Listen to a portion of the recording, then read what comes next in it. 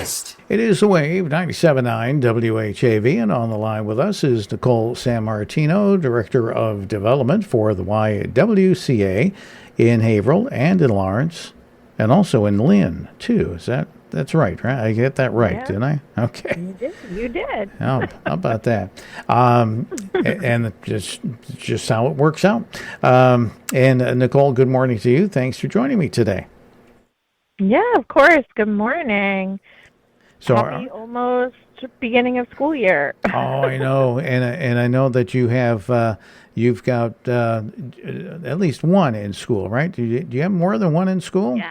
Yeah. My stepson is going to start high school this year, which is cuckoo crazy banana pants. And my youngest is going to start third grade. He's going to be 9, which is so crazy. Oh boy, 9 years old, and well, I have a grandson who's going to be going into his senior year.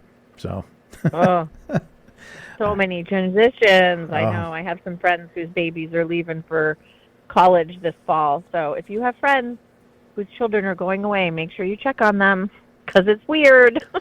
Yeah, and my neighbor across the street, she's got a son who's headed off to college as well too. So yeah, that is going to be strange. Talking about transitions, a lot of people find it somewhat difficult or somewhat that they don't want to do it, transitioning from summer camp to regular life. How's the YWCA doing with that? Same. They definitely are not ready for summer to end. Some of our friends in Lawrence start next week. Haverhill starts a little bit later. But, I'm hoping that this week clears up a little bit and they get one more week of really fun summer fun, which is awesome for them. But, yeah, it's our last week of camp. Somehow it's been 8 weeks already, which is crazy. So for them, they get back into schedules, and they don't get field trips every week. And but they still get to go swimming, and a lot of them come to our after-school program when school gets out if their parents are working. So we still get to see them, but it's definitely not as fun as our summer schedule. That's for sure. So that's part of the YWCA's back-to-school programming, huh? Yes. Yep, and then we also work with a couple different supporters in the community who help us prepare our families and get our kids ready for back to school. So our friends at Borslow Insurance, every year they do a backpack drive for our preschoolers who are going into kindergarten, which sometimes the backpacks are as big as they are, right? And by the end of the year, they're like completely different, more independent, older kids. So it's really cool to see that when they come in after school throughout the year. But and then we have some other friends in the area, the Lawrence Ladies Lodge of Sons and Daughters of Italian America. That's an amazing group of women. I probably said that backwards somehow because I always mix up a word or the order of the words. But they're amazing.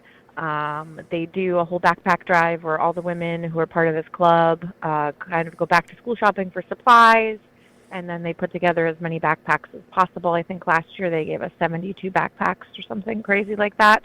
And those typically they do for our older kids, which is nice. Sometimes when kids get into middle school or older grades, upper grades, it's like, oh, you have a backpack, use this, use that, especially if families don't have a lot of extra cash. I don't know a lot of people that have a lot of extra cash nowadays, but back to school time can be hard, especially if you have more than one kid. They've outgrown their clothes, they've outgrown their shoes, right? So us being able to kind of take care of the backpack and some school supplies, like a notebook, colored pencils, a ruler, glue sticks, just very basic things, can really help them, relieve the burden for the parents, which I know a lot of parents understand. And then also really, not have to worry the kid about having to find new things or not have the right supplies or something like that. So if anybody is going out back to school shopping, we always take donations, or maybe you grab the wrong supplies once you get your classroom supply list that your kids need. my kid's going into upper elementary school, so I have no idea what the supplies are going to be. But if you pick up a few extra things, you can for sure drop them off at either the Haverhill YWCA or the Lawrence YWCA. We promise we will put them to good use. Now, I understand, in Haverhill this past weekend, they had a sneaker drive for kids going back to school and clothing, too. Does the YWCA get involved with sneaker drives and clothing drives for kids to dress up as they head off to school? Yeah, their first day of school outfits.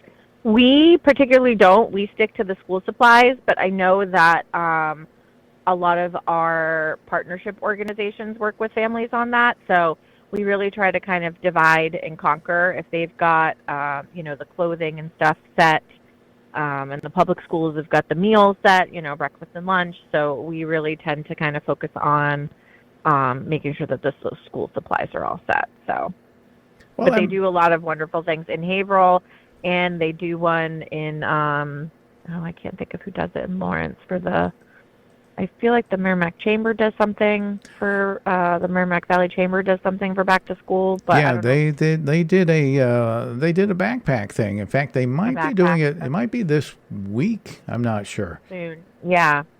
I mean, and the thing is, like, we never have extra, right? So,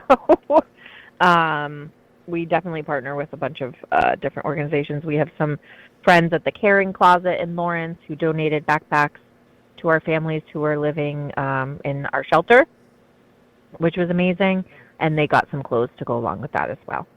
Well, one of the things that the YWCA always needs to do, and that's your job, is to help raise funds. And what do you have? What do you have on your list of fundraising activities coming up for the YW?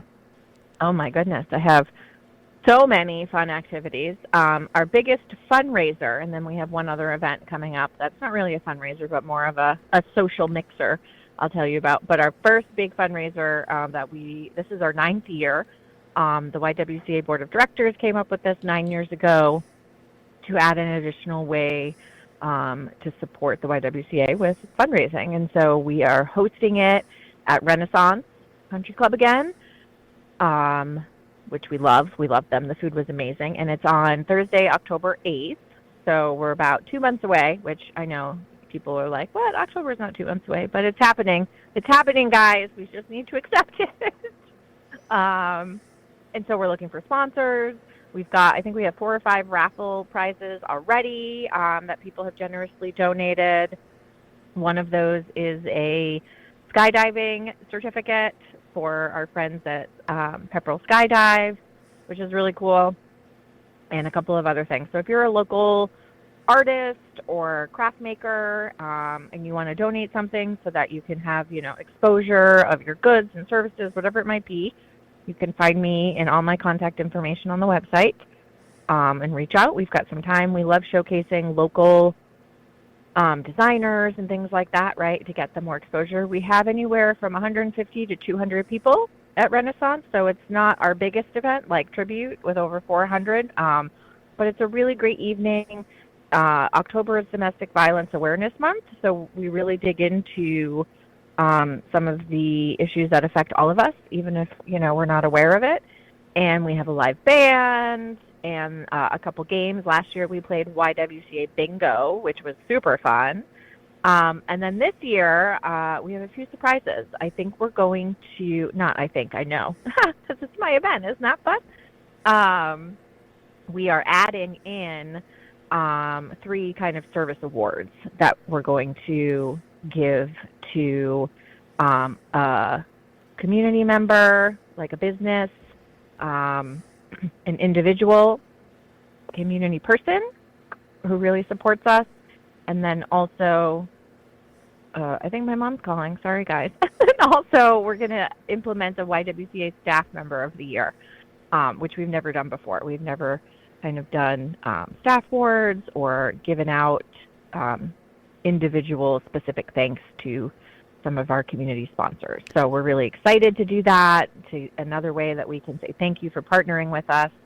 So again, it's going to be on Thursday, October 8th We have live band. We have community awards. So stay tuned. We're going to announce those probably in the next 3 or 4 weeks.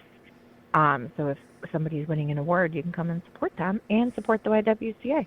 Excellent. And then you mentioned that you had something else, too, in the meantime? Yes.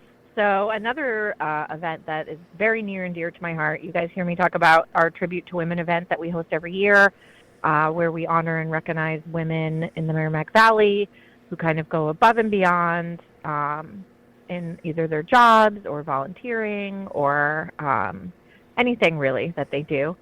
And so this year we introduced a 1892 club, which is for all of the past and present Tribute to Women honorees. So I think we're up to over 900 women in the 43 years, this past May was our 43rd year of doing this event.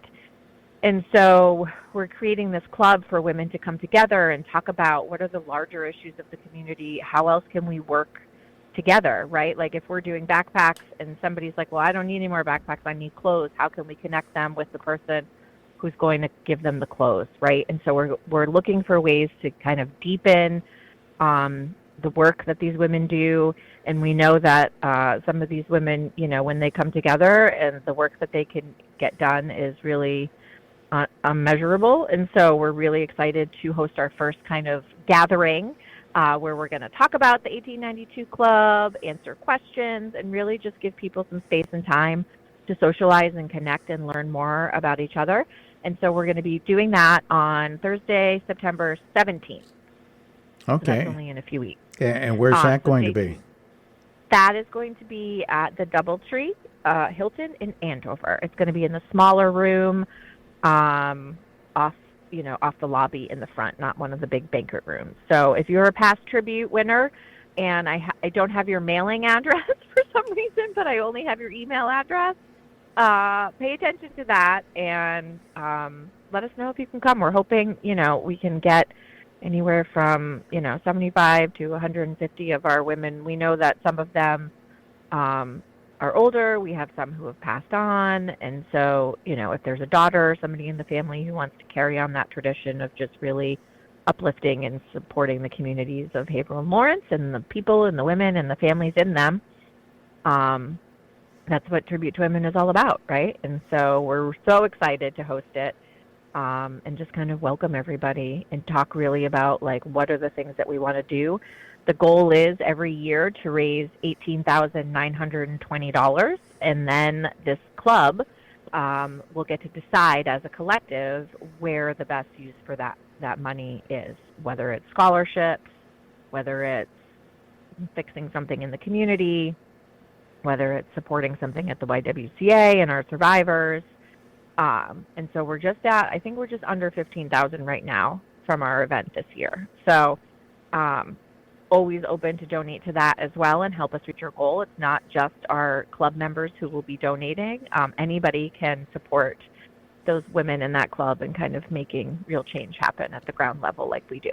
All right. Well, looking forward to hearing more about that as time moves on, and of course the Fall Fest that you have going on as well too over at Renaissance. And then Nicole, I'd like to thank you for joining me today. Yeah, absolutely. Thank you.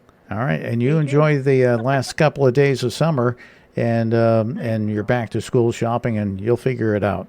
I will. Somehow. We always do. Okay. All right. Thank you so much. Take care. All right. Nicole Sammartino from the YWCA, the Director of Advancement, our guest this morning on the WAVE 97.9 WHAV. Wake up with Wayne Damon weekdays from 6 to 9 a.m. on 97.9 FM WHAV. Catch the wave, WHAV.